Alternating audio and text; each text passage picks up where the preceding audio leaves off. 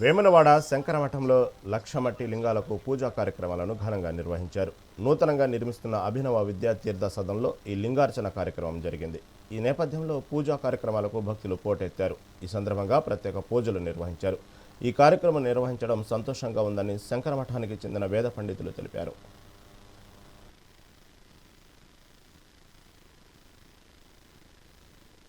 శివరహస్యం అనేటువంటి గ్రంథంలో సాక్షాత్ కుమారస్వామి చెప్పినటువంటి మాట, 4 యుగాలు మనకు కృతయుగము, త్రేతాయుగము, ద్వాపర యుగము, కలియుగము.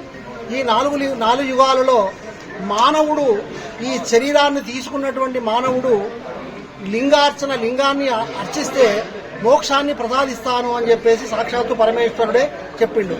అందులో 4 యుగాలలో కృతే రత్నమయం లింగం, కృతయుగంలో రత్నాలతో చేసినటువంటి లింగాన్ని అర్చించాలి అని, త్రేతాయాం హేమ సంభవం, త్రేతాయుగంలో బంగారంతో చేసినటువంటి లింగాన్ని అర్చించాలి అని, ద్వాపర యుగంలో పాదరసంతో చేసినటువంటి లింగాన్ని అర్చిస్తే మోక్షాన్ని ప్రసాదిస్తాడు అని చెప్పాడు.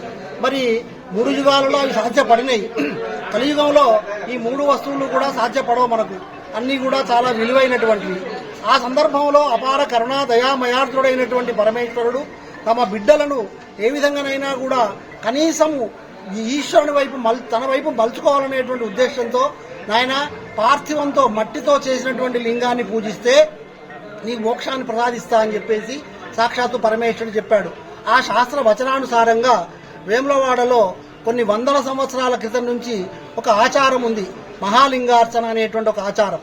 ఆ మహాలింగార్చనలో 365 లింగాలు మట్టితో చేసి పూజించడం అనేటువంటిది పంచదశావర్ణాత్మకంగా తయారు చేసినటువంటి కల్పము. అది శివరహస్యంలోని మా ఊరే ఒక ఈశ్వరార్చన పదం, మా ఊరు కైలాసమే, మా ఊరందలి ధర్మకుండ జలముల్ మందాకిని తీర్థముల్, మా ఊరంతకు గాలి వెల్గునతడే మా ఊరి రాజన్నయే, మా ఊరంగల గోపురాల వితతి మహేశ్వర స్థానముల్.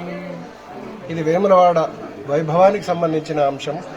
ప్రసిద్ధమైన లక్షలాది భక్తులు వచ్చే వేములవాడలో లక్ష మృత్తికాలింగార్చన జరుగుతుంది. శంకరమఠంలోని ఈ కొత్తగా నిర్మాణం చేస్తున్నటువంటి అభినవ విద్యాతీర్థ సదనం, ఇది దేశంలోని చాలా మంది బ్రాహ్మణుల సహకారంతో ఇది జరుగుతున్నది.